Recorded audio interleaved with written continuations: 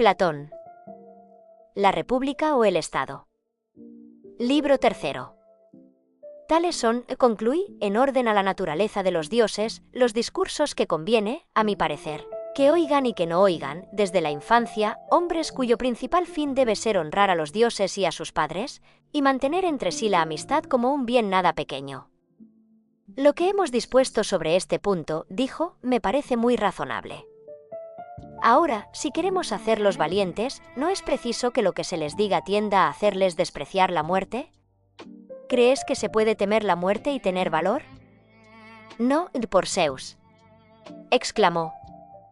Ahora bien, un hombre que está persuadido de que existe el Hades y es horrible, ¿podrá dejar de temer la muerte? ¿Podrá preferirla en los combates a una derrota y a la esclavitud? Eso es imposible. Luego nuestro deber es estar muy en guardia respecto a los discursos que tengan esta tendencia y recomendar a los poetas que no denigren tan simplistamente todo lo del Hades, con tanto más motivo cuanto que lo que refieren ni es verdadero ni beneficia a los que han de ser guerreros. Borremos, pues, de sus obras, dije yo, todos los versos que siguen, comenzando por los siguientes. Yo preferiría la condición de labrador. Al servicio de un hombre pobre, que viva del trabajo de sus manos, a reinar sobre la multitud, toda de los muertos. Y estos se mostraría a las miradas de los mortales y de los inmortales. Esta estancia de tinieblas y de horrores, aborrecida por los dioses mismos. Y después, ay de mí, en las estancias de Hades aún nos queda un alma y una imagen, pero privada de todo entendimiento. Y también, él solo piensa, los demás son sombras errantes. Y estos, su alma, al salir del cuerpo, voló al Hades, llorando su destino y echando de menos su virilidad y su juventud. Y también, su alma, como el humo, se sume bajo la tierra dando gemidos. Y, en fin, como los murciélagos, que en el fondo de un antro sagrado revolotean dando sillidos, cuando uno de ellos ha caído de la roca y se enganchan los unos a los otros. Así ellas se iban dando gemidos. Conjuremos a Homero y a los demás poetas a que no lleven a mal que borremos de sus obras estos pasajes y otros semejantes. No es porque no sean muy poéticos y que no halaguen agradablemente el oído público, pero cuanto más bellos son, tanto son más peligrosos para los niños y para los hombres que, destinados a vivir libres, deben preferir la muerte a la servidumbre. Tienes razón. Borremos también estos nombres odiosos y formidables de Cocito, Estigia, infiernos, manes y otros semejantes, que hacen temblar a los que los oyen. Quizá tienen su utilidad para otro objeto, pero es de temer que el terror que ellos inspiran enfríe y debilite el valor de nuestros guardianes. Este temor es muy fundado, dijo. ¿Lo suprimes, pues? Sí. Y no serviremos, lo mismo en la conversación que en poesía, de expresiones enteramente contrarias? Evidentemente. ¿Quitaremos igualmente esas lamentaciones y sollozos que se ponen en boca de los grandes hombres? Es una consecuencia necesaria, convino, de lo que acabamos de decir. Veamos antes si la razón autoriza o no esta supresión. Seguí. ¿No admitimos que el hombre de bien no mirará como un mal la muerte de un amigo semejante a él? Es cierto, lo admitimos. No llorará, por consiguiente, por él, como si le hubiera sucedido una desgracia. No, ciertamente. Digamos igualmente que ese hombre se basta a sí mismo para vivir bien, y que tiene sobre los demás hombres la ventaja de no necesitar de nadie para ser dichoso. Nada más cierto, dijo. Luego no será para él una desgracia perder un hijo, un hermano, riquezas o cualquier otro bien de esta naturaleza. Cuando esto le suceda, no se lamentará, sino que lo soportará con toda la paciencia posible. Sin duda. Luego con razón suprimimos en los hombres ilustres las lamentaciones y las reservamos a las mujeres, y no a las más dignas entre ellas, así como a los hombres viles, puesto que queremos que los que destinamos para guardar nuestro país se avergüencen de semejantes debilidades. En esto obramos perfectamente, dijo. Conjuremos una vez más a Homero y a los demás poetas para que no nos representen a Aquiles, el hijo de una diosa. Tan pronto echado sobre el costado, tan pronto. Boca arriba o boca abajo sobre la tierra. Tan pronto errante, presa del dolor. Sobre la ribera del mar estéril. Ni. Tomando el polvo negruzco con 2 manos. Y cubriéndose con él la cabeza. O llorando y gimiendo, ni a Príamo, rey casi igual a los dioses, suplicando y revolcándose por el estiércol, y llamando uno tras otro, a cada uno por su nombre. También les suplicamos que no nos representen a los dioses llorando y exclamando: ¡ay de mí! ¿Cuán lamentable es mi suerte? Madre desgraciada de un héroe. Y si no respetan a los demás dioses, que no tengan al menos el atrevimiento de poner en la boca del más grande de ellos estas palabras: ¡ay de mí! Veo con sentimiento a un mortal que me es querido, huyendo alrededor de las murallas. Mi corazón está turbado. Y en otro pasaje: desgraciado de mí. He aquí el momento en que Sarpedón, el mortal que más quiero, va por la voluntad del destino a perecer en manos de Patroclo el Menecíada. Porque, mi querido Adimanto, si nuestros jóvenes toman en serio esta clase de historias, y si no se burlan de todas estas debilidades, como indignas de los dioses, les será difícil creerlas indignas de sí mismos, puesto que de todas maneras no son más que hombres, no se avergonzarán de tales acciones y discursos, y a la menor desgracia que les suceda, se abandonarán cobardemente a los gemidos y a las lágrimas, sin vergüenza ni entereza. Nada más cierto que lo que dices, asintió. Acabamos de ver que no debe ser así, y debemos atenernos a las razones expuestas mientras no se nos presenten otras mejores. Sin duda, no debe ocurrir. Pero tampoco será conveniente que se sientan inclinados a la hilaridad. Una risa excesiva da lugar casi siempre a una alteración también violenta. Lo creo así, dijo. Luego no debemos consentir que se nos represente a los hombres grandes, y menos aún a los dioses, dominados por una risa que no puedan contener. Mucho menos, dijo. Y no aceptaremos a Homero cosas como esta. Una risa inextinguible estalló entre los dioses, cuando vieron a Hefesto agitarse cojeando. Esto, según tu razonamiento, es inadmisible. Si tú dices que es mío, dijo. Sea, no hay que admitirlo. Sin embargo, la verdad tiene derechos, que es preciso respetar.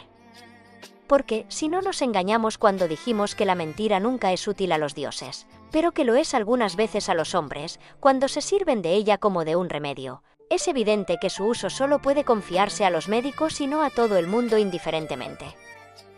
Es evidente, dijo. Solo a los magistrados supremos pertenece el poder mentir, a fin de engañar al enemigo o a los ciudadanos para bien de la República.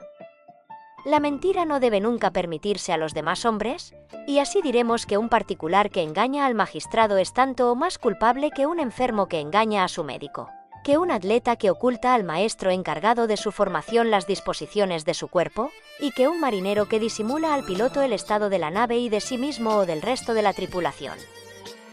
Es muy cierto, dijo.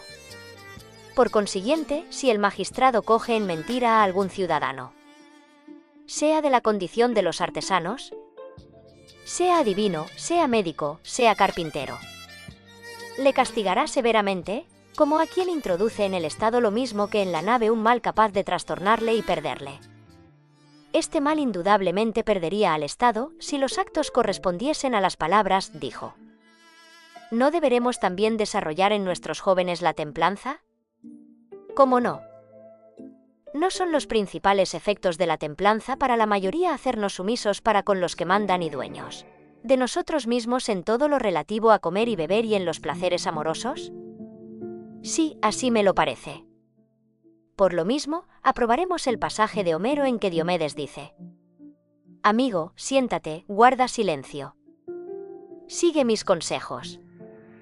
Y este otro. Los griegos marchan llenos de ardor y de valor, en silencio, mostrando su respeto a los jefes, y todos los demás pasajes semejantes. Los aprobaremos. ¿Diremos lo mismo de estas palabras?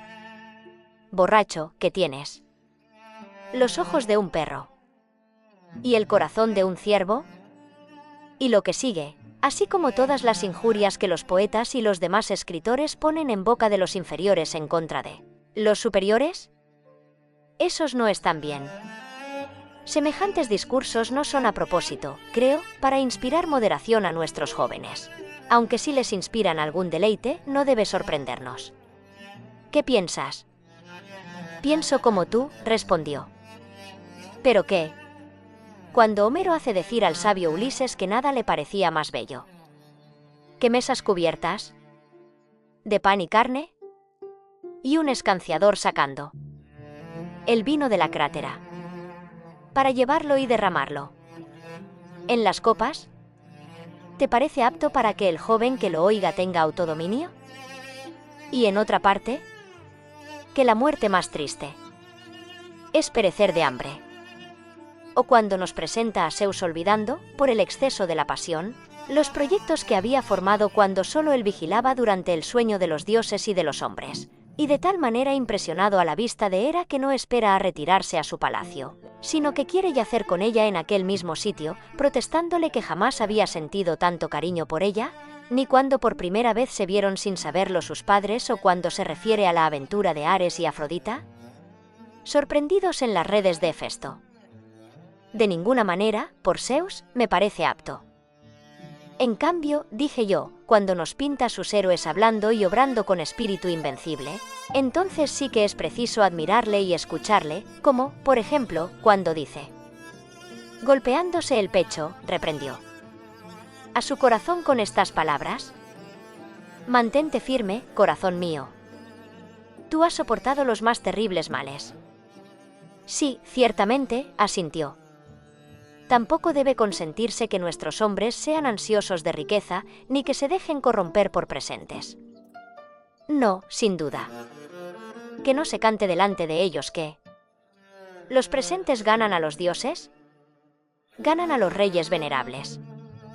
Y que no se tenga por sabio el consejo que Fénix, ayo de Aquiles, dio a éste, diciéndole que socorriera a los aqueos si le hacían presentes, y que les guardara resentimiento si no se los hacían. También nos negaremos a creer y confesar que Aquiles haya sido codicioso hasta el punto de recibir presentes de Agamenón, y de no entregar un cadáver hasta no haber recibido el rescate. Tales hechos no son dignos de alabanza, dijo. Me abstengo de decir por respeto a Homero que es una impiedad atribuir tales hechos a Aquiles y haber dado crédito a lo que otros antes que él habían publicado. Otro tanto digo de las amenazas que este héroe dirige a Apolo.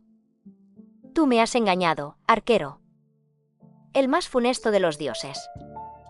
Yo te castigaría si tuviera poder para ello. Y de su resistencia frente a un dios, el río Janto, contra el que estaba dispuesto a batirse, y de lo que dijo con ocasión de su cabellera, que estaba consagrada a otro río, el Esperqueo. Al héroe Patroclo. Quiero dar mi cabellera. No es creíble que haya hecho eso cuando murió Patroclo, ni que haya arrastrado el cadáver de Héctor alrededor de la tumba de aquel, ni que haya inmolado y hecho quemar en la hoguera troyanos cautivos. Sostendremos que nada de esto es cierto, y no consentiremos que se haga creer a los nuestros que Aquiles, el hijo de una diosa y del sabio Peleo, y descendiente en tercer grado de Zeus, Aquiles, el discípulo del sapientísimo Quirón, haya tenido un alma tan desarreglada que se dejara dominar por dos pasiones tan contrarias, como lo son una miserable avaricia y un orgullo que le llevaba a despreciar a los dioses y a los hombres. Tienes razón, dijo. Guardémonos de creer eso y de permitir que se diga que Teseo, hijo de Poseidón, y Pirito, hijo de Zeus, hayan intentado los raptos sacrílegos que se les atribuyen, ni que ningún otro hijo de Zeus, ningún héroe se haya hecho culpable de las crueldades y de las impiedades de que les acusan falsamente ahora. Obliguemos a los poetas a reconocer que los héroes nunca han cometido semejantes acciones, o que, si las han cometido, ya no son descendientes de los dioses.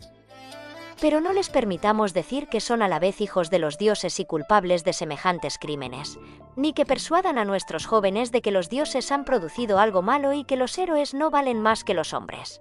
Porque, como dijimos antes, Esta clase de discursos ofenden a la verdad y a la religión y ya hemos demostrado lo repugnante que es suponer que los dioses sean autores de mal alguno. ¿Cómo no? Añadamos que tales discursos son muy peligrosos para los que los escuchan. En efecto, cualquier hombre justificará a sus ojos su propia maldad cuando esté persuadido de que no hace más que lo que han hecho los descendientes de los dioses, los parientes de Zeus, que tienen en la cima del Ida, en medio del puro éter, un altar en que hacen sacrificios a su padre y que llevan aún en sus venas la sangre de los inmortales. Por todas estas razones desterremos de nuestra ciudad esta clase de ficciones, por temor de que engendren en la juventud una lamentable facilidad para cometer los mayores crímenes. Desde luego, dijo. Puesto que hemos comenzado a fijar, continué, los discursos que deben decirse y los que no. ¿Hay todavía algunos de otra especie de que tengamos que hablar? Ya hemos tratado todo lo que hace relación a los dioses, a los genios, a los héroes y al Hades. Ciertamente. Aquí correspondería agregar lo relativo a los discursos que se refieren a los hombres, ¿no es así? Sin duda. Pero, mi querido amigo, en este momento esto es imposible. ¿Por qué? Porque yo creo que diríamos que los poetas y los autores de fábulas se engañan gravemente con relación a los hombres cuando dicen que los malos son dichosos en su mayor parte y los hombres de bien desgraciados, que la injusticia es útil en tanto que permanece oculta y por el contrario, que la justicia es dañosa al que la practica y útil a los demás. Les prohibiríamos semejantes discursos y les prescribiríamos que en lo sucesivo cantaran y relataran lo contrario. ¿No es verdad? Estoy persuadido de ello, dijo. Pero si confiesas que en esto tengo razón, ¿no deberé concluir que convienes en lo que se cuestiona desde el principio de esta conversación? Es justa tu reflexión, dijo. Por consiguiente, reservaremos el tratar de cuáles son los discursos que deben admitirse respecto de los hombres para cuando hayamos descubierto lo que es la justicia y si es ventajoso en sí ser justo, sea uno o no tenido por tal. Tienes mucha razón, dijo. Basta lo dicho sobre los discursos y pasemos a la dicción. De esta manera habremos tratado a fondo lo que debe ser materia de los discursos y la forma que conviene darle. No entiendo eso que dices, replicó Adimanto. Pues hay que entenderlo, respondí. Veamos si me entenderás mejor de otra manera. Todo lo que dicen los poetas y los autores de fábulas es otra cosa que una narración de las cosas pasadas, presentes o futuras. ¿Qué otra cosa puede ser? Dijo. Para ello, no emplean o una narración simple, o una imitativa, o una compuesta de una y otra. Te suplico que te expliques más claramente también en esto, dijo. Soy un maestro singular, a lo que parece, porque no puedo hacerme entender, exclamé. Voy a ver, siguiendo el ejemplo de los que no tienen facilidad en explicarse, si puedo hacerte comprender mi pensamiento presentándotelo, no en general, sino en ejemplos sucesivos. Respóndeme. ¿Sabes los primeros versos de la Ilíada, donde Homero refiere que Crises fue en busca de Agamenón para suplicarle que le entregara su hija, y que como Agamenón se negara con aspereza, él se retiró y conjuró al dios para que enviara males a los aqueos? Lo sé. ¿Sabes también que hasta en estos versos imploraba a todos los aqueos? Y sobre todo a los dos hijos de Atreo, jefes de pueblos. El poeta habla en su nombre y no trata de hacernos creer que sea otro el que habla y no él. Pero después de estos versos habla en nombre de Crises y emplea todo su arte para persuadirnos de que no es Homero el que habla sino el anciano sacerdote. La mayor parte de las relaciones de lo ocurrido en Ilión e Ítaca y de la Odisea entera son de este género. Es cierto, dijo. Ahora bien, no es siempre una narración, ya hable el poeta por sí o ya lo haga por boca de otros. ¿Cómo no ha de serlo? Y cuando habla por boca de otros, ¿no diremos que trata de conformarse todo lo posible con el lenguaje de aquel en cuyo nombre habla? Sí lo diremos. Ahora bien, asimilarse uno mismo a otro por el gesto o por la palabra, ¿no es imitarle? ¿Qué, si no? Por lo tanto, en estos casos las narraciones, tanto del poeta considerado como de los demás, son narraciones imitativas. En efecto. Por el contrario, si el poeta no se ocultase nunca bajo la persona de otro, todo su poema y su narración serían simples y sin imitación, Y para que no me digas que no comprendes cómo puede hacerse esto, voy a explicártelo. Sí, Homero. Después de haber dicho que Crises había venido al campo con el rescate de su hija y que había suplicado a los aqueos, sobre todo a los dos reyes, hubiera continuado la relación como tal Homero, y no como Crises. Reconocerás que no sería ya una imitación sino una narración sencilla. He aquí, por ejemplo, cómo se hubiera explicado, y me serviré de la prosa, porque no soy poeta. El sacerdote, al llegar al campamento, suplicó a los dioses que permitieran a los griegos tomar a Troya, y que les concedieran una vuelta feliz. Al mismo tiempo conjuró a los griegos, por respeto al dios, a que le devolvieran a su hija y aceptaran su rescate. Todos los griegos, llenos de respeto por este anciano, consintieron en su demanda, pero Agamenón se levantó contra él, le mandó que se retirara y que no se presentara jamás en su presencia, no fuese que ni el cetro ni las ínfulas del dios le librasen de su cólera. Que antes de entregar la hija, ella envejecería con el enargos, que se marchase y no le irritase más, si quería volver sano y salvo a su casa. El anciano se retiró temblando y sin decir nada.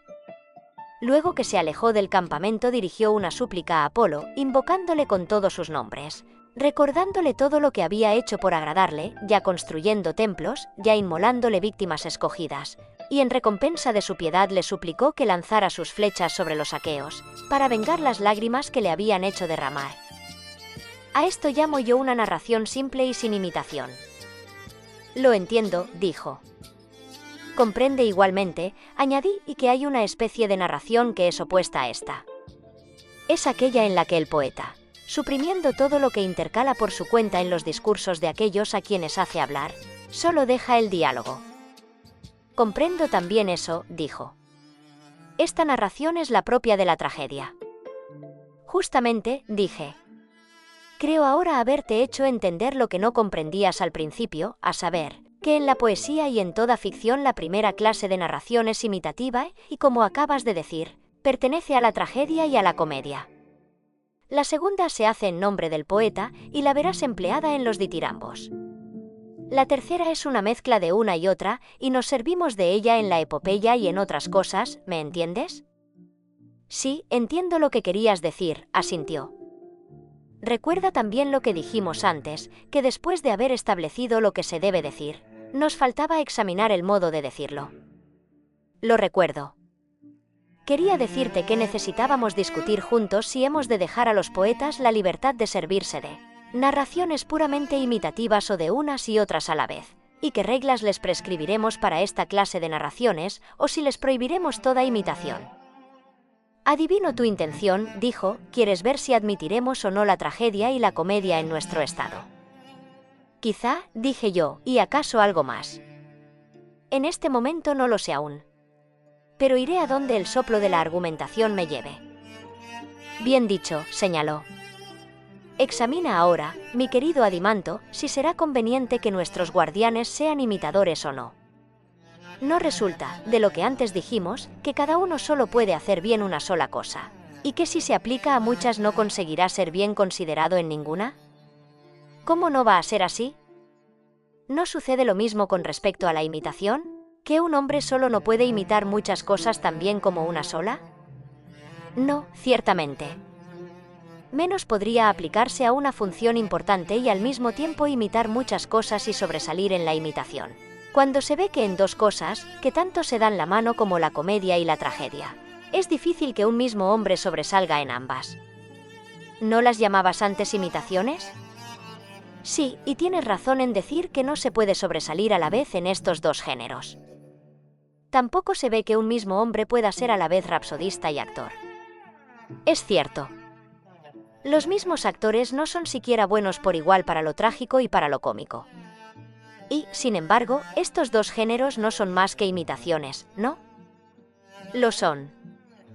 Es más, me parece, Adimanto, que las facultades del hombre se dividen con relación a aplicaciones más limitadas aún, de suerte que le es imposible imitar bien muchas cosas o hacer seriamente las cosas que reproduce por la imitación. Nada más cierto, dijo. Si nos atenemos, pues, al primer principio establecido, según el cual nuestros guardianes, libres de toda otra ocupación, deben ser únicamente artesanos hábiles de la libertad del Estado por todos los medios propios a este efecto, No les conviene hacer ni imitar ninguna otra cosa, o si imitan algo, que sea, desde niños, aquello que puede conducirles a su fin, es decir, el valor, la templanza, la piedad, la grandeza de alma y las demás virtudes, pero que no imiten nada que sea bajo y vergonzoso. No sea que se hagan tales como los que imitan. ¿No has observado que la imitación, cuando se contrae el hábito desde la juventud, trasciende a las costumbres y a la naturaleza, modificando el aspecto corporal, la voz y el pensamiento? Eso sucede comúnmente, dijo él.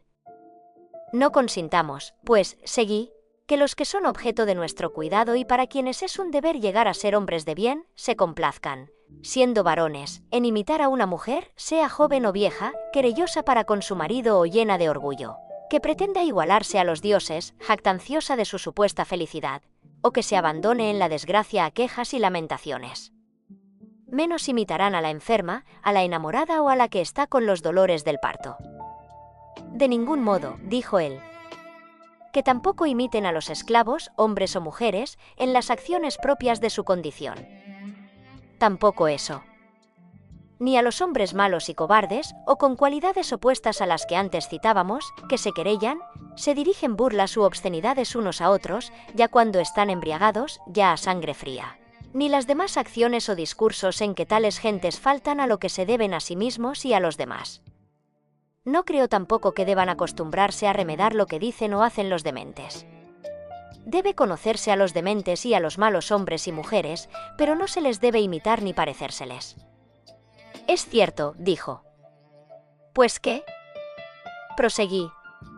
Deben imitar a los herreros o a cualquier otro obrero, a los remeros de trirremes o a los que les marcan el ritmo, en fin, a personas semejantes. Como han de poder hacerlo, dijo, cuando no les es permitido ni aun prestar atención a ninguna de estas profesiones. ¿Y qué hay del relincho de los caballos, el mugido de los toros, el murmullo de los ríos, del mar, del rayo y todo lo demás? ¿Les conviene imitar todo esto? Pero sí se les ha vedado que sean locos y que imiten a los que lo son. Entonces, dije, si comprendo bien tu pensamiento, ¿hay un modo de hablar y de narrar de que se sirve el hombre de bien cuando tiene algo que decir? Y hay otro modo muy diferente de este, del cual se sirven los hombres cuyo natural o educación son opuestos a aquellos. ¿Cuáles son esos modos?, preguntó. En mi opinión, dije, el hombre cabal, cuando su discurso le lleva a referir lo que ha dicho o hecho un hombre semejante a él, se esforzará por representarle en su persona y no se avergonzará de semejante imitación, sobre todo cuando tenga por objeto pintarle en una situación en que haya mostrado sabiduría y firmeza. Y no lo hará con tanto gusto y asiduidad cuando se haya visto abatido por la enfermedad, vencido por el amor, embriagado o en cualquier otra situación análoga. Pero cuando se le presente un personaje que esté por bajo de él, nunca se rebajará hasta el punto de imitarlo seriamente, y lo hará solo como de paso y cuando aquel haya de realizar una buena acción. Y aun en este caso no dejará de ruborizarse, porque no está acostumbrado a imitar esta clase de personas, y se querría muy mal si se amoldase y formase según un modelo inferior a sí mismo. Y solo por ser cosa momentánea no rechazará esta imitación con desprecio. Es natural, dijo. Su narración será, pues, como la que referimos antes de Homero, en parte simple y en parte imitativa, si bien haciendo que aparezca pocas veces la imitación en todo el desarrollo del discurso. ¿Tengo razón? Sí, así es como debe hablar un hombre de ese carácter, dijo.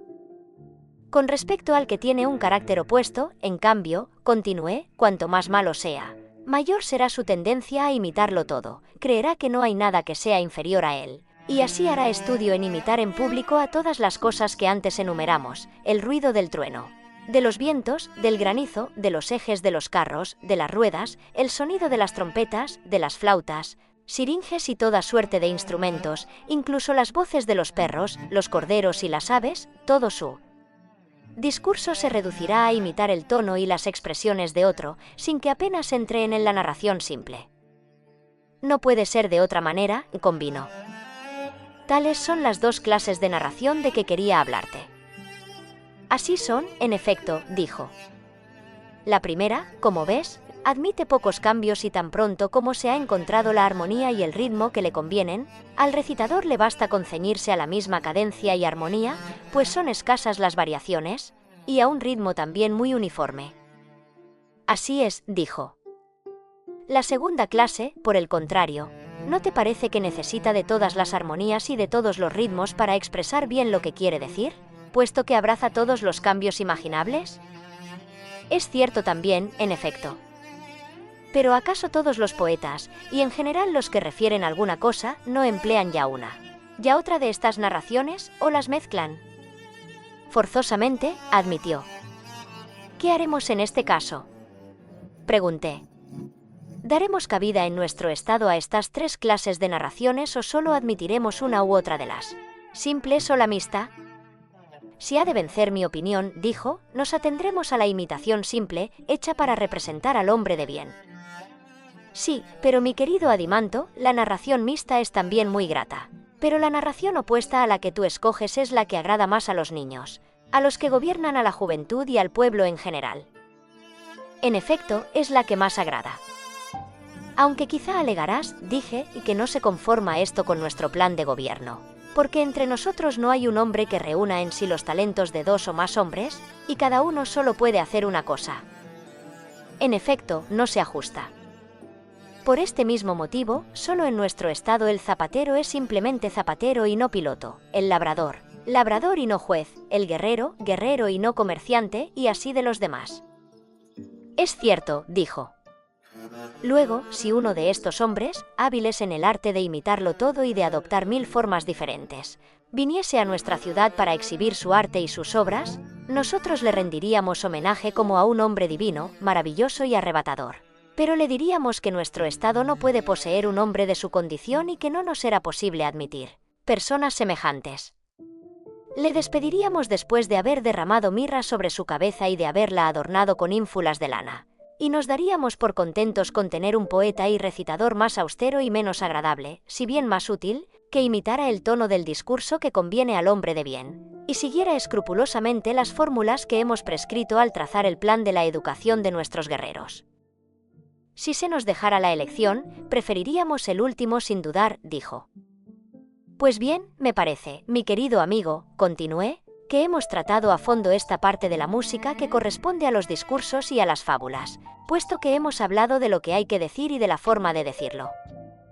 Soy de tu parecer yo también, dijo. Nos resta hablar, proseguí, de esta otra parte de la música que corresponde al canto y a la melodía, ¿no? Sí, evidentemente.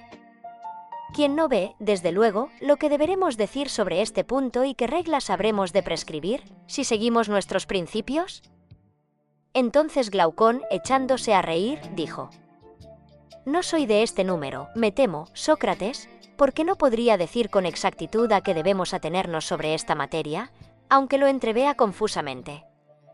Por lo menos, repliqué, puedes decirnos algo primordial, que la melodía se compone de 3 elementos: las palabras, la armonía y el ritmo. Ah, eso sí, dijo.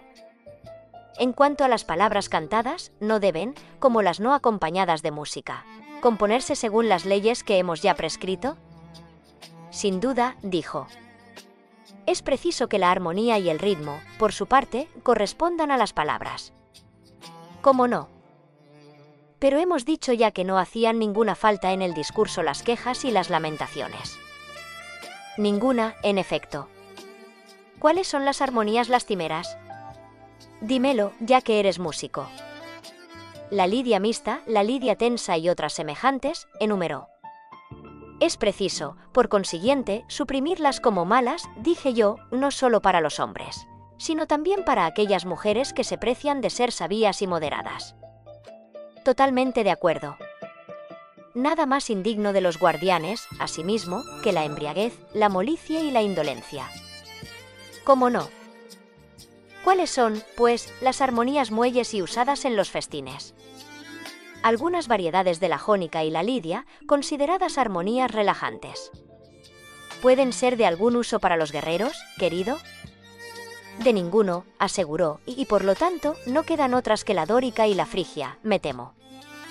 Yo no conozco todas las especies de armonía, dije, escoge solo estas, una fuerte, que traduzca el tono y las expresiones de un hombre de corazón, sea en la pelea, sea en cualquier otra acción violenta, como cuando, sin que le detengan las heridas ni la muerte o estando sumido en la desgracia, espera en tales ocasiones, con firmeza y sin abatirse, los azares de la fortuna, otra más tranquila, propia de las acciones pacíficas y completamente voluntarias de alguien que intenta convencer a otro de algo, con súplicas si es un Dios, con advertencias o amonestaciones si es un hombre, o que, al contrario, se rinde a sus súplicas, escucha sus lecciones y sus dictámenes, y que por lo mismo nunca experimenta el menor contratiempo y que, en fin, lejos de enorgullecerse con sus triunfos, se conduce con sabiduría y moderación y está siempre contento con su suerte.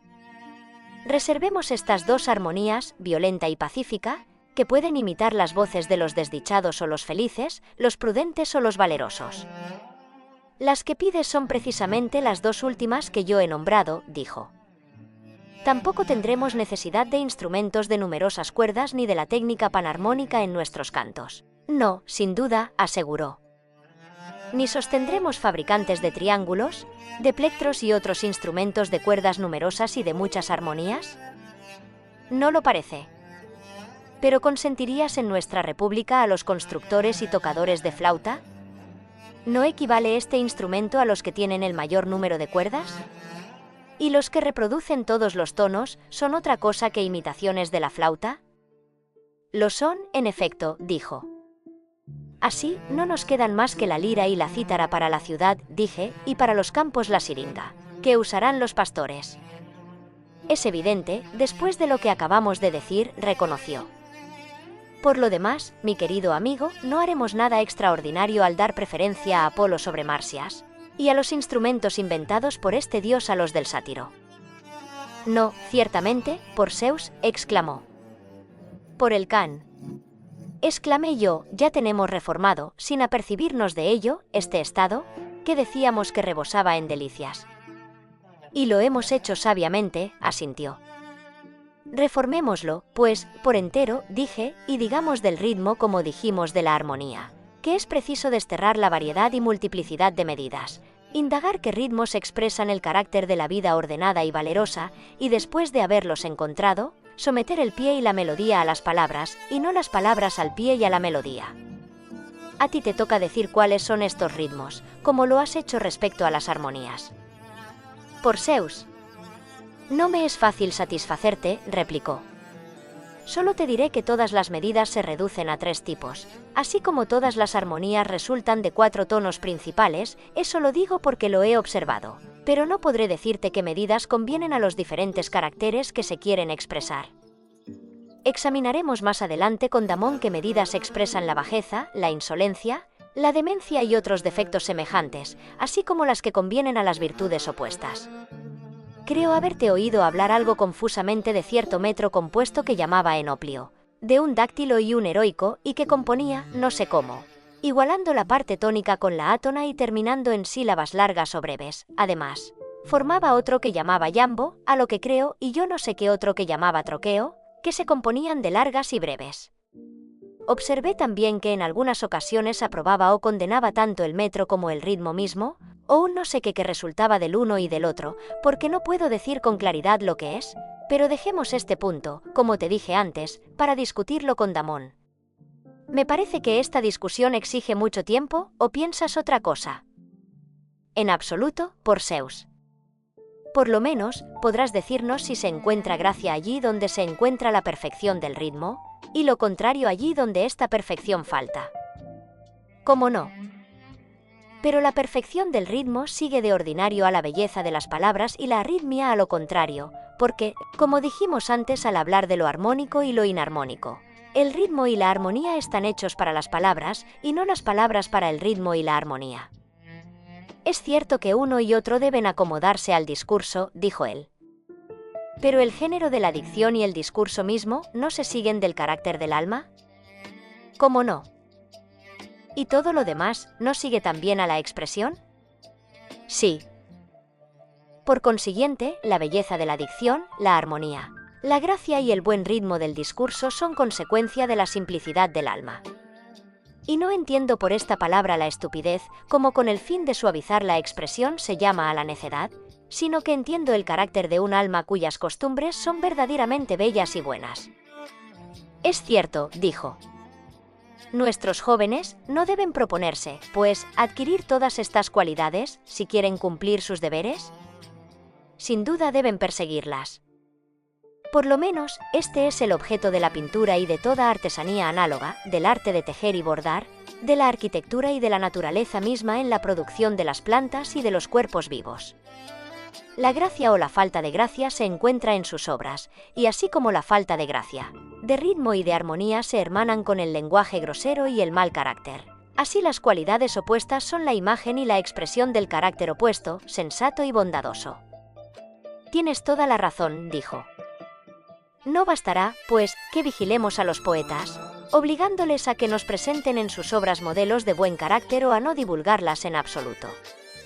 Será preciso que fijemos nuestras miradas sobre todos los demás artistas para impedir que copien en pintura, en arquitectura o en cualquier otro género, la maldad, la intemperancia, la vileza o la fealdad.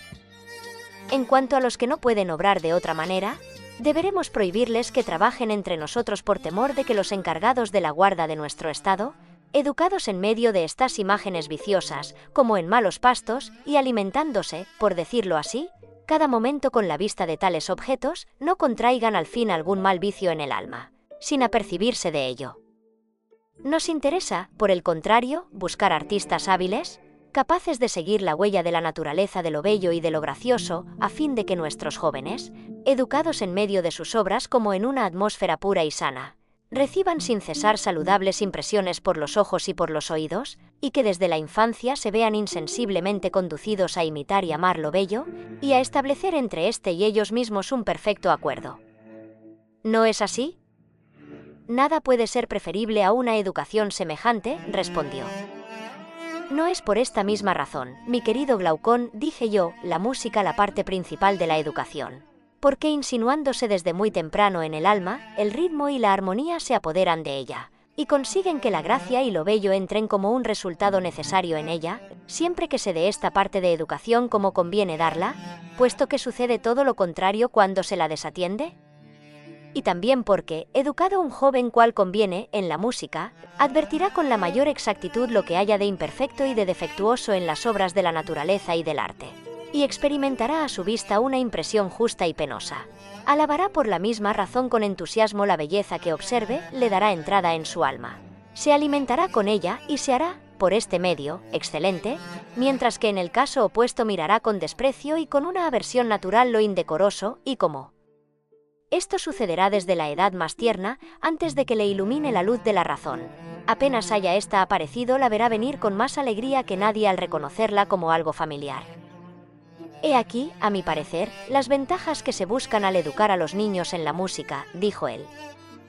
Pues bien, continué, en la misma forma que no podemos suponernos instruidos en la lectura mientras no conozcamos perfectamente todas las letras elementales, que son pocas, en todas sus combinaciones, sin despreciar ninguna, pequeña o grande, como indigna de atención, y no nos dediquemos a reconocer por todas partes estas letras, porque de no saberlo así nunca llegaríamos a saber leer.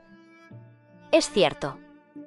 Lo mismo que, si no conociésemos las letras en sí mismas, jamás podríamos reconocer su imagen representada en el agua y en los espejos, siendo lo uno y lo otro objeto de la misma ciencia y del mismo estudio. Del todo cierto.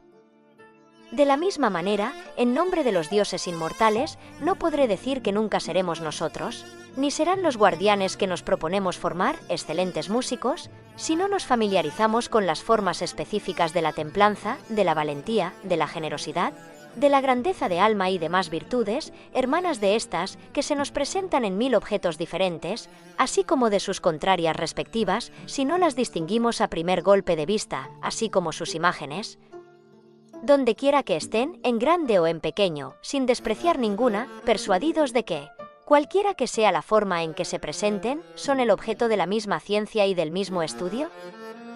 No puede ser de otra manera, dijo.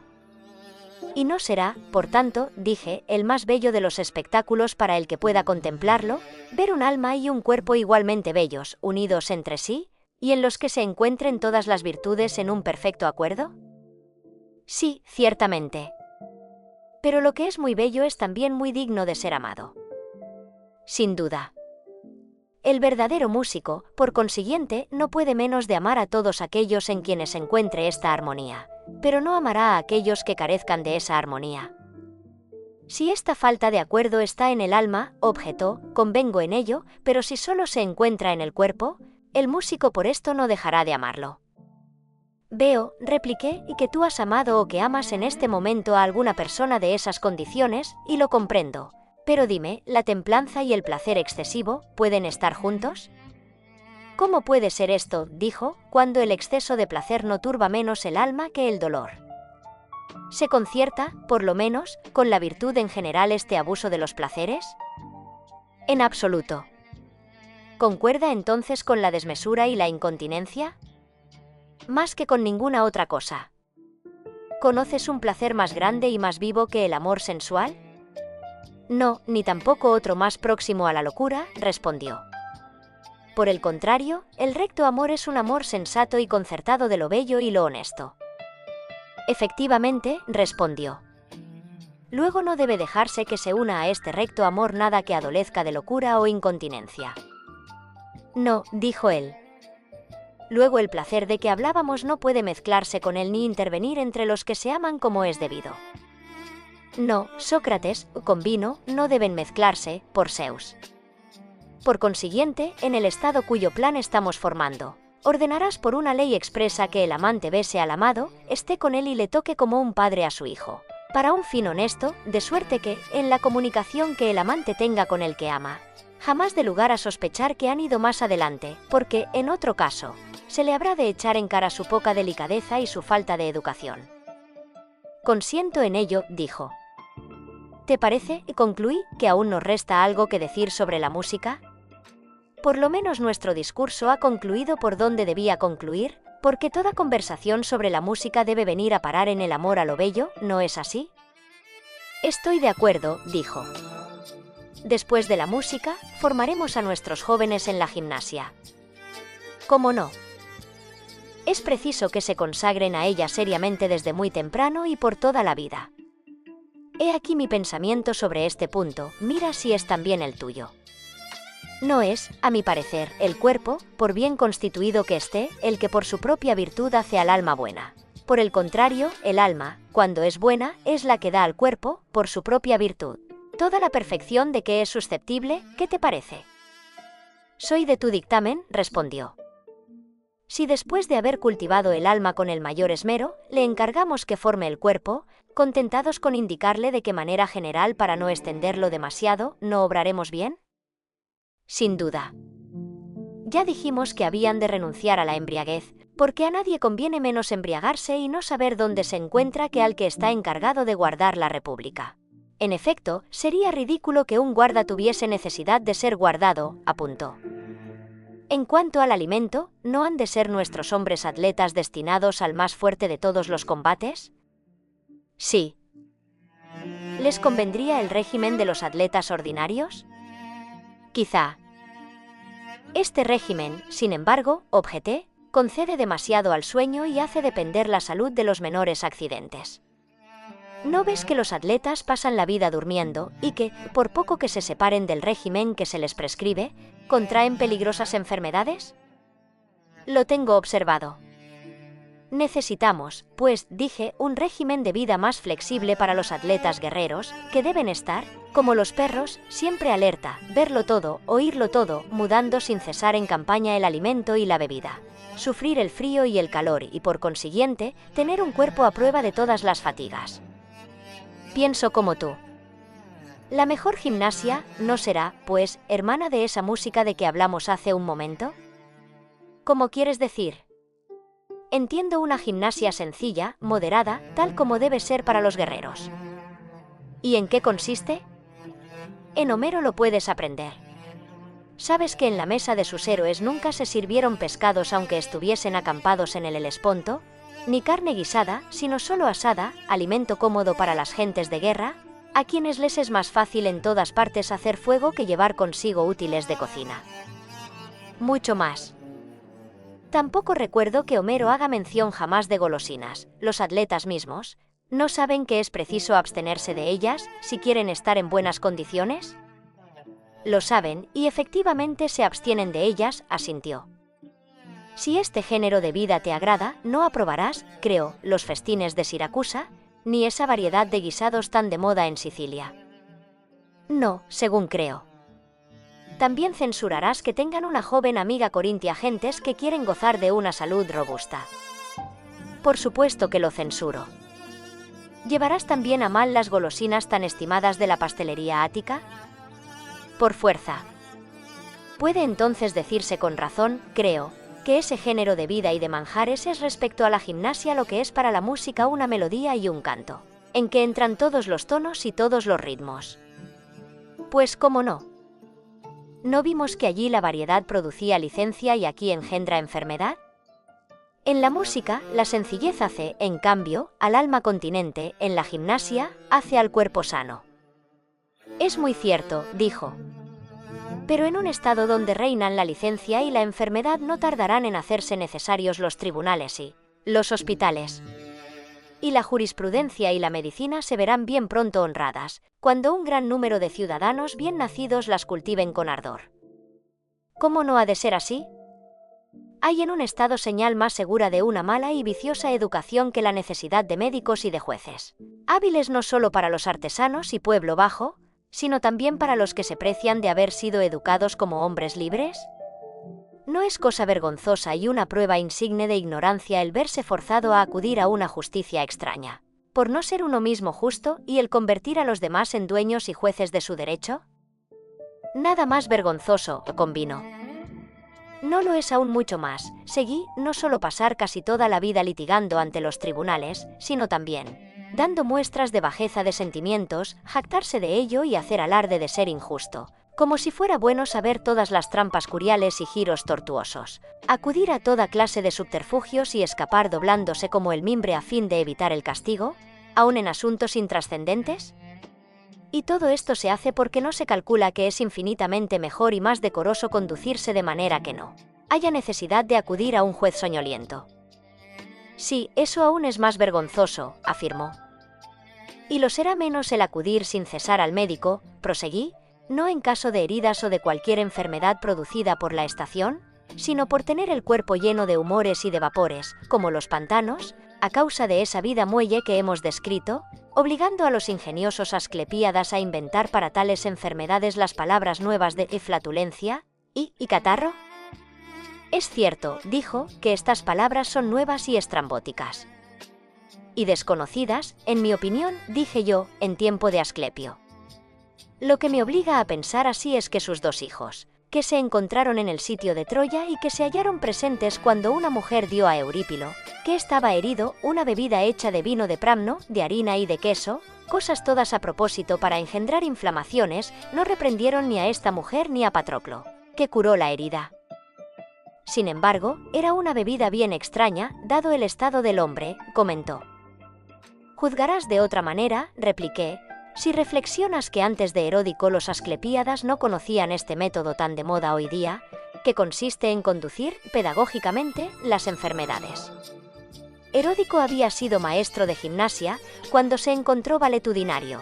Hizo una mezcla de la medicina y la gimnasia, de que se sirvió primero para atormentarse a sí mismo, y después para atormentar a muchos más.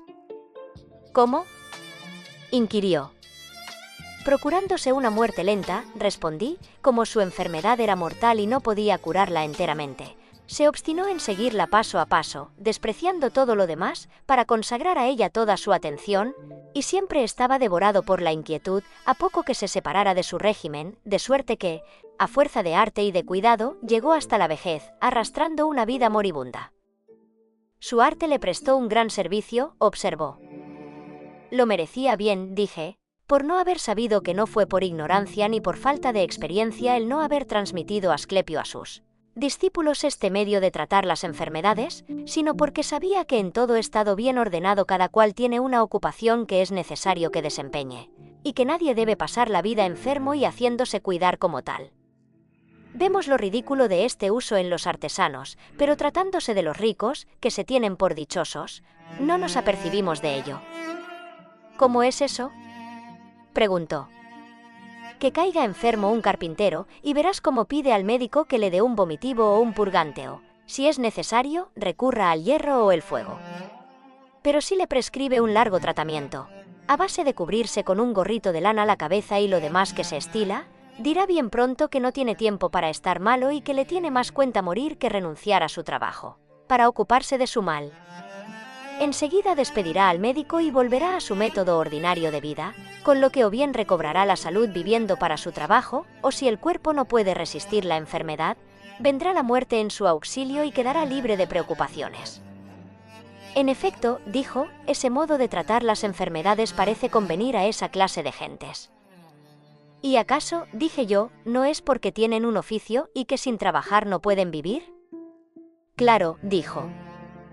En cambio, el rico, según se dice, no tiene ninguna clase de tarea a la que no pueda renunciar sin renunciar a la vida. Eso es lo que se dice, al menos. ¿Has oído, pues, lo que dice Focílides? Es preciso cultivar la virtud cuando se tiene con qué vivir. Creo que así debe hacerse, aun antes de tener con qué vivir. No le discutamos a Focílides, dije, la verdad de esta máxima. Pero investiguemos nosotros mismos si el rico debe practicar la virtud, de modo que le sea imposible vivir cuando no la practique, o si la manía de atender a la enfermedad, que impide al carpintero y a otros artesanos atender sus oficios, impide igualmente al rico cumplir con la exhortación de Focílides. Sí, y por Zeus, se lo impide, que exclamó. Y hasta puede que nada haya que ponga a este fin más obstáculos que este excesivo cuidado del cuerpo, que va más allá de las reglas de la gimnástica, pues este cuidado excesivo es verdaderamente una rémora, tanto en el manejo de las cosas domésticas como en las militares y en el desempeño de cargos sedentarios en la ciudad. Pero lo peor es que es incompatible con el estudio de cualquier disciplina, con la meditación y con la reflexión.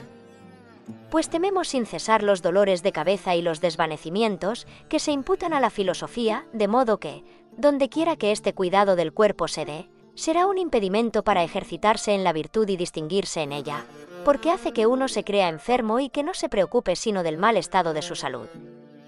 Es natural que suceda, dijo.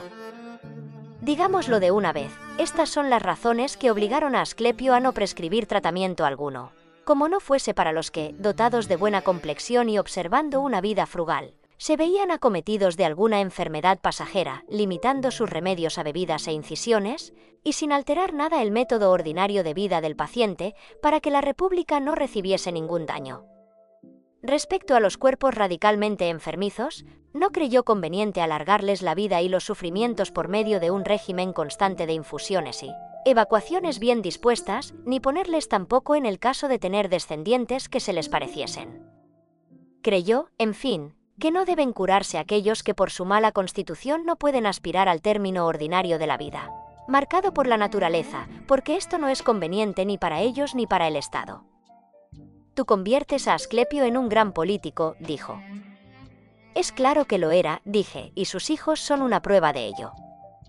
¿No ves que, además de portarse con bravura en el sitio de Troya, siguieron en el ejercicio de su arte las reglas que acabo de decir?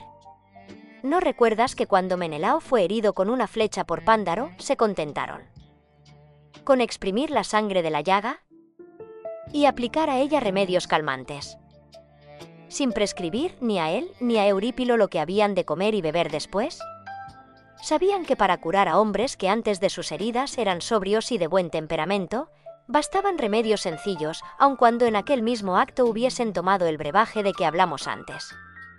En cuanto a los que están sujetos a las enfermedades y a la intemperancia, no creyeron que estaba en su interés ni en el interés público el prolongarles la vida, ni que la medicina estuviera hecha para ellos, ni tampoco que se debiera asistirles aunque fuesen más ricos que lo era Midas.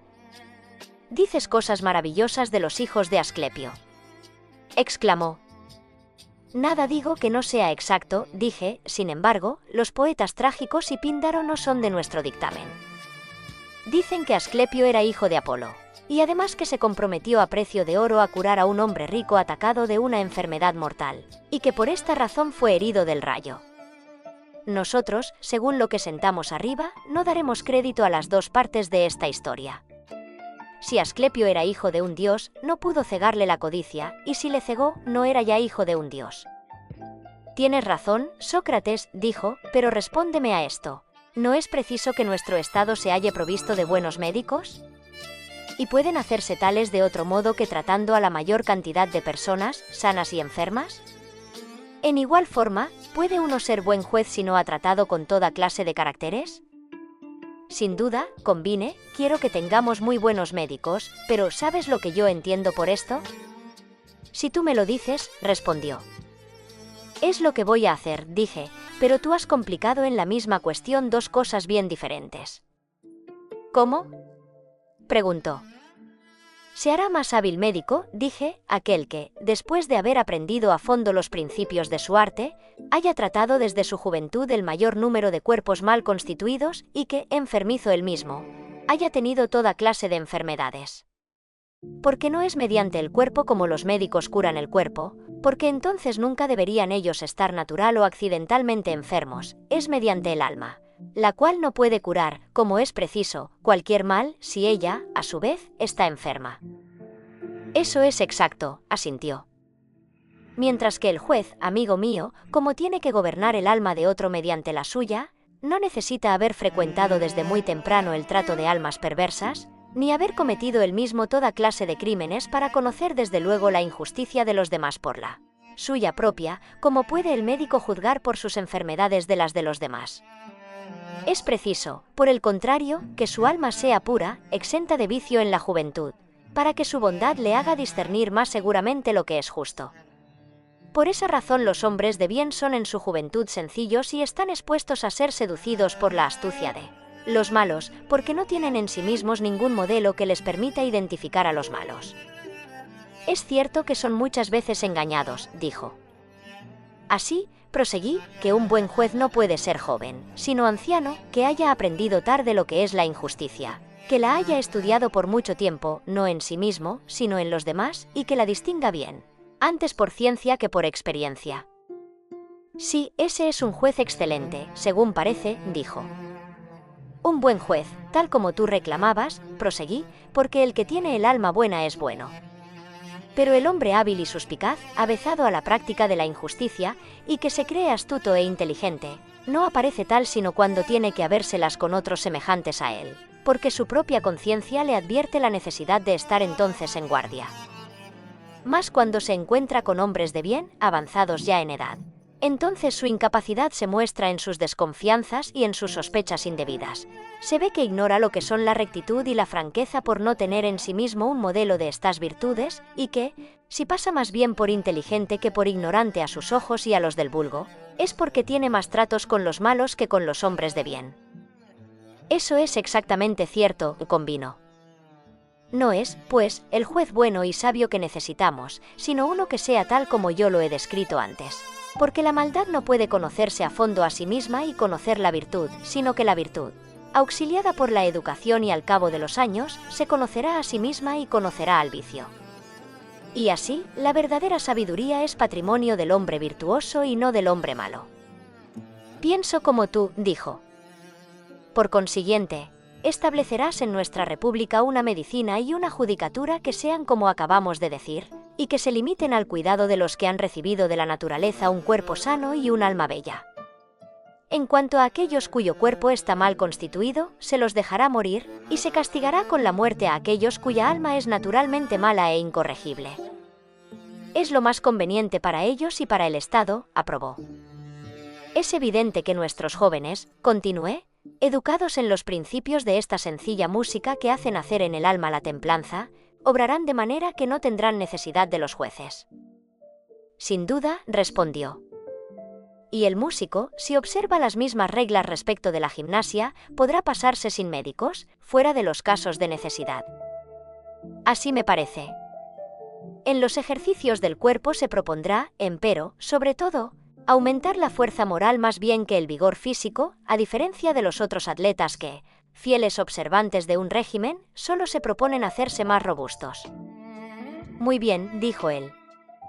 No es cierto, mi querido Glaucón, continué, que, en contra de lo que muchos otros se imaginan, la música y la gimnasia no han sido creadas, la una para formar el alma, la otra para formar el cuerpo. ¿Para qué, si no?, preguntó. Me parece que ambas han sido creadas para formar el alma principalmente, dije. ¿Cómo? ¿Has tenido cuidado de observar, pregunté, las condiciones de carácter de los que durante toda su vida se consagran en exclusiva a la gimnasia o a la música? ¿Qué pasa con ellos?, preguntó a su vez. Que los unos son duros e intratables, y los otros, blandos y muelles, aclaré. En efecto, dijo, he observado que los que únicamente se dedican a la gimnasia adquieren, por lo ordinario, más rudeza de la debida, y que los que solo han cultivado la música tienen una suavidad que no les hace mucho honor. Y, sin embargo, semejante rudeza, dije yo, no puede darse sino en un carácter ardiente y lleno de fuego, que produciría el valor si estuviese bien cultivado, pero que cuando se hace demasiado tirante, degenera en dureza y brutalidad. Así lo pienso yo, asintió. ¿Y la dulzura no es señal de un carácter filosófico que, si se relaja demasiado, se convierte en excesiva suavidad, pero que si se le cultiva como es debido se convierte en mansedumbre y gentileza? Es cierto.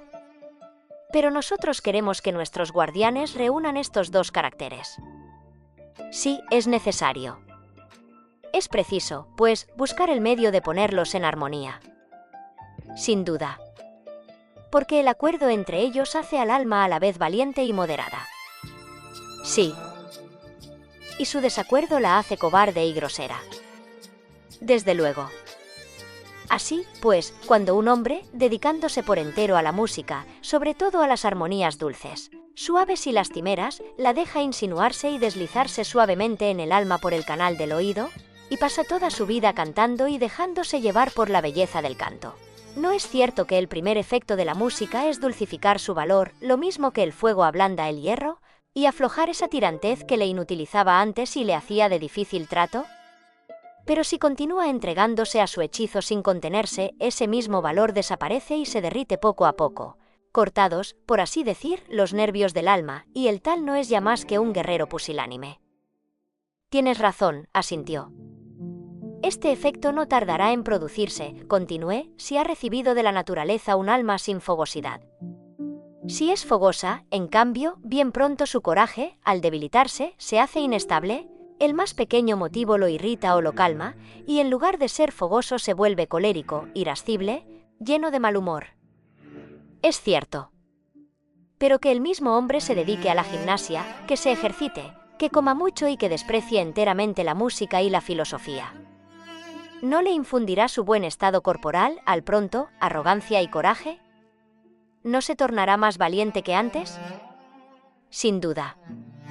Pero si no se ocupa de nada más, si no tiene comunicación con las musas, y si su alma, aun cuando tenga algún deseo de aprender, no cultiva ninguna ciencia, ningún estudio, ninguna conversación, ni, en fin, parte alguna de la música, no se hará insensiblemente débil, sorda y ciega, a causa del poco cuidado que ella pone en despertarse, alimentarse y purificar sus sensaciones? Así es, dijo. Pues ahí le tienes ya, enemigo de las letras y de las musas. No seguirá el camino de la convicción por argumentos para llegar a los fines que se proponga, sino que, a manera de una bestia feroz, empleará en todas ocasiones la fuerza y la violencia. ¿Vivirá en la ignorancia y en la rusticidad, y ajeno al ritmo y a la gracia? Absolutamente, dijo. Los dioses han hecho a los hombres, pues, según parece, el presente de la música y de la gimnasia, no con objeto de cultivar el alma y el cuerpo, porque si este último saca alguna ventaja, es solo indirectamente, sino para cultivar el alma sola y perfeccionar en ella el amor al saber y el coraje, concertándolos, ya dándoles expansión, ya conteniéndolos dentro de justos límites. Me parece que así es, convino. Por consiguiente, el que ha llegado a encontrar el debido acuerdo entre gimnástica y música, y las aplica como conviene a su alma, merece mucho más el nombre de músico y posee mejor la ciencia de las armonías que aquel que se limita a templar las cuerdas de su instrumento. Probablemente, Sócrates, dijo. Así, pues, podrá subsistir, mi querido Glaucón, nuestra constitución si el Estado no tiene a su cabeza a un hombre de este carácter que la gobierne. Es de absoluta necesidad una persona de tales condiciones. Aquí tienes ya, pues, las pautas de la crianza y la educación que ha de impartirse, porque sería inútil que nos extendiéramos ahora en todo lo relativo a la danza, a la caza y a las competiciones ecuestres y gimnásticas. Es evidente que en todos estos puntos es preciso seguir los principios que hemos establecido, y que es fácil prescribir las reglas consiguientes. No creo que eso sea dificultoso, dijo. ¿Qué es lo que ahora tenemos que arreglar? Proseguí. ¿No es la elección de los que deben gobernar o ser gobernados? ¿Por qué no? Es claro que los ancianos deben ser los gobernantes y los jóvenes los gobernados. Sin duda.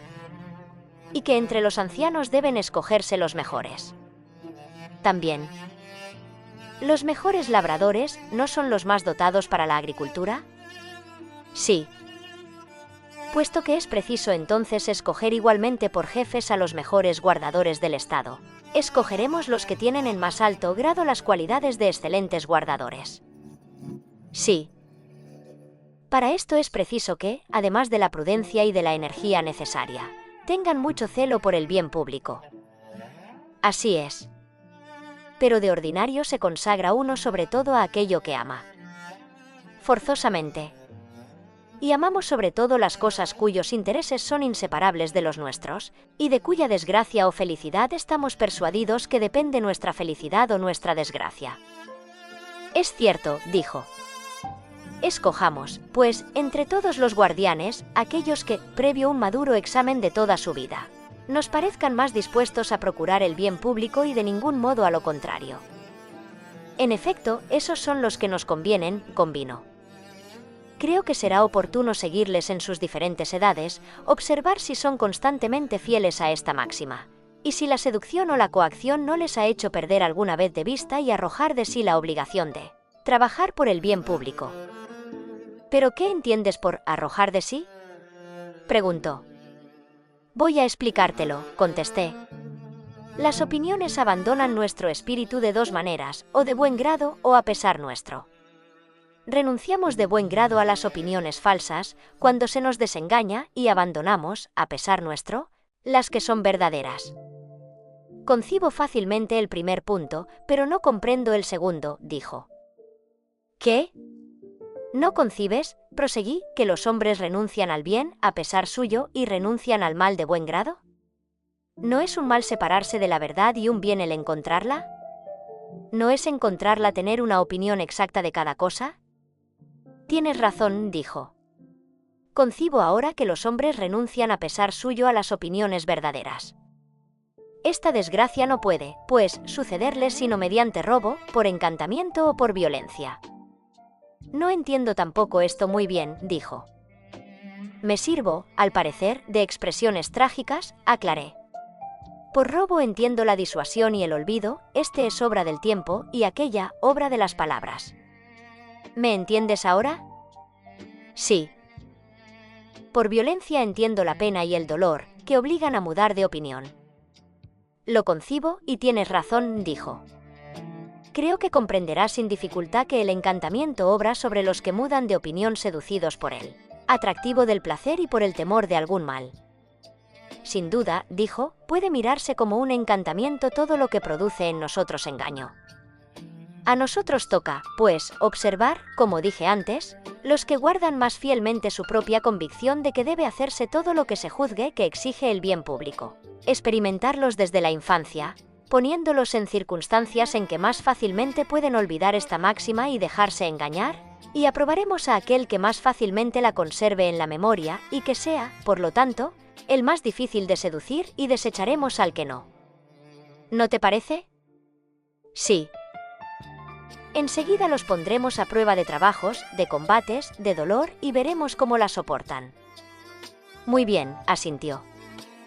En fin, seguí, ensayaremos en ellos una tercera clase de prueba, la seducción, y a semejanza de lo que se hace con los caballos jóvenes, que se los lleva en medio del ruido y del tumulto, para ver si son espantadizos, los llevaremos, cuando aún son jóvenes, a lugares terribles y luego a otros placenteros, y procuraremos probarlos con más cuidados que se prueba el oro por el fuego.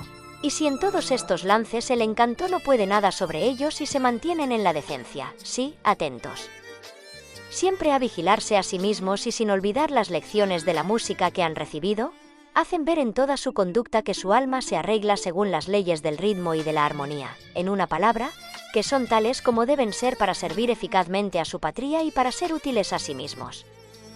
Y haremos jefe y guardador de la República al que, en la infancia, en la juventud y en la edad viril, haya pasado por todas estas pruebas y salido de ellas puro. Le colmaremos de honores durante su vida y le levantaremos, después de su muerte, un magnífico mausoleo con todos los demás monumentos a propósito para perpetuar su memoria. Los que no reúnan estas condiciones los desecharemos.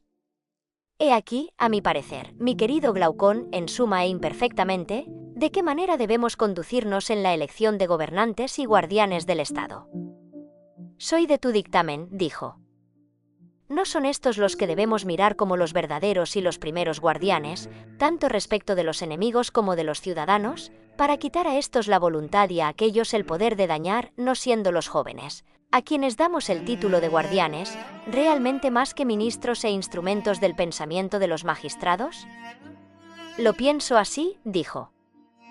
¿De qué manera nos gobernaremos ahora, seguí, para inventar para los magistrados y por lo menos, para los demás ciudadanos, una mentira del género de aquellas que, según hemos dicho, son de grande utilidad? ¿Cuál es ese género de mentira?, preguntó. No es nuevo, dije, tiene su origen en Fenicia, y por lo que dicen los poetas, que al parecer hablan convincentemente, es un hecho real que se ha verificado en muchos puntos. Pero en nuestros días no ha tenido lugar, ni sé que pueda tenerlo en lo sucesivo. No es poco, si se consigue el hacerlo creer. Parece que tienes dificultad en decírnoslo, observó. Cuando lo hayas oído, verás que no me falta razón para ello, repliqué. Habla y no temas nada, dijo. Voy a decirlo, pero en verdad no sé a dónde acudir, para cobrar ánimo y encontrar las expresiones que necesito para convencer a los magistrados y a los guerreros, y después al resto de los ciudadanos, de que la educación que les hemos dado no es más que un sueño, que donde han sido efectivamente educados y formados ha sido en el seno de la tierra, así ellos como sus armas, como todo lo que les pertenece, que después de haberles formado la tierra, su madre les ha dado a luz, y que, por lo tanto, deben considerar la tierra en que habitan como su madre y su nodriza, defenderla contra todo el que intente atacarla, y tratar a los demás ciudadanos como hermanos salidos del mismo seno. No sin razón dudabas, al pronto, dijo, en contarnos esta mentira. Convengo en ello, observé. Pero ya que he comenzado, escucha lo demás. Vosotros, que sois todos parte del Estado, vosotros, les diré continuando la ficción, sois hermanos. Pero el Dios que os ha formado ha hecho entrar el oro en la composición de aquellos que están destinados a gobernar a los demás, y así son los más preciosos. Mezcló plata en la formación de los auxiliares, y hierro y bronce en la de los labradores y demás artesanos. Como poseéis todos un origen común, aunque tendréis, por lo ordinario, hijos que se os parezcan, podrá suceder, sin embargo, que una persona de la raza de oro tenga un hijo de la raza de plata, que otra de la raza de plata dé a luz un hijo de raza de oro, y que lo mismo suceda respecto a las demás razas. Ahora bien, este Dios previene, principalmente a los magistrados, que, de todas las cosas de las que deben ser buenos guardianes, se fijen sobre todo en el metal de que se compone el alma de cada niño. Y si sus propios hijos tienen alguna mezcla de hierro o de bronce, no quiere que se les dispense ninguna gracia, sino que les releguen al estado que les conviene, sea al de artesano, sea al de labrador. Quiere igualmente que, si estos últimos tienen hijos en quienes se muestren el oro o la plata, se los eduque a los de plata en la condición de auxiliares, y a los de oro, en la dignidad de guardianes, porque hay un oráculo que dice que perecerá la república cuando sea gobernada por el hierro o por el bronce. ¿Sabes de algún medio para hacerles creer esta fábula? No veo que sea posible, respondió, convencer a las personas de que hablamos, pero creo que se podrá conseguir de sus hijos y de todos los que después nazcan. Comprendo lo que quieres decir. Esto sería excelente para inspirarles más aún el amor al Estado y a sus conciudadanos. Que esta invención tenga todo el éxito que la fama quiera darle. Respecto a nosotros, armemos desde luego a estos hijos de la tierra y hagámoslos avanzar conducidos por sus jefes. Que se aproximen y que escojan en nuestro estado un sitio para campamento, desde el que puedan reprimir mejor las sediciones de dentro y rechazar los ataques de fuera, si el enemigo viene como un lobo a echarse sobre el rebaño. Que después de haber designado el sitio para acampar y hecho sacrificios a quien convenga, monten sus alojamientos. ¿No es así? Sin duda, respondió. Que sean tales que los libren del frío y del calor, ¿no es eso? ¿Cómo no? Porque supongo que hablas de habitaciones. Sí, dije, pero habitaciones de guerreros y no de negociantes. ¿Qué diferencia encuentras entre unas y otras?, preguntó. Voy a explicártelo, respondí. No habría cosa más peligrosa ni más vergonzosa para los pastores que el alimentar, para la guarda de sus rebaños, perros cuya intemperancia, hambre o cualquier otro apetito desordenado les arrastrara a dañar a los ganados, y que en lugar de perros, fuesen más bien lobos. Sería terrible, asintió. ¿Cómo no?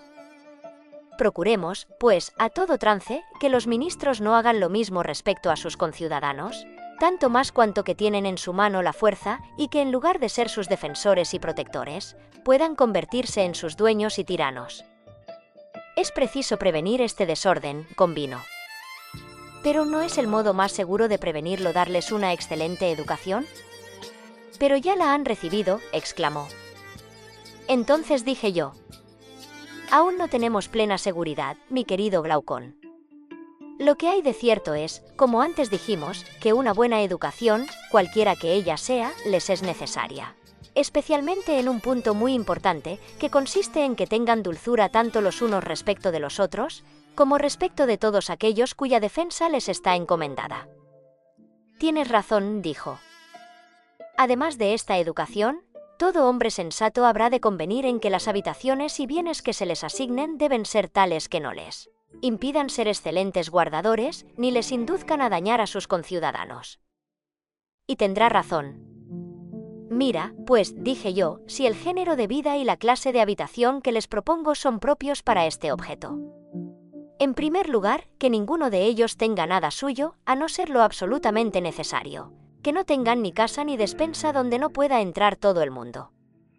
En cuanto al alimento que necesitan guerreros sobrios y valientes, sus conciudadanos se encargarán de suministrárselo en justa remuneración de sus servicios, y en términos que ni sobre ni falte durante el año. Que coman sentados en mesas comunes y que vivan juntos como deben vivir los guerreros en el campo.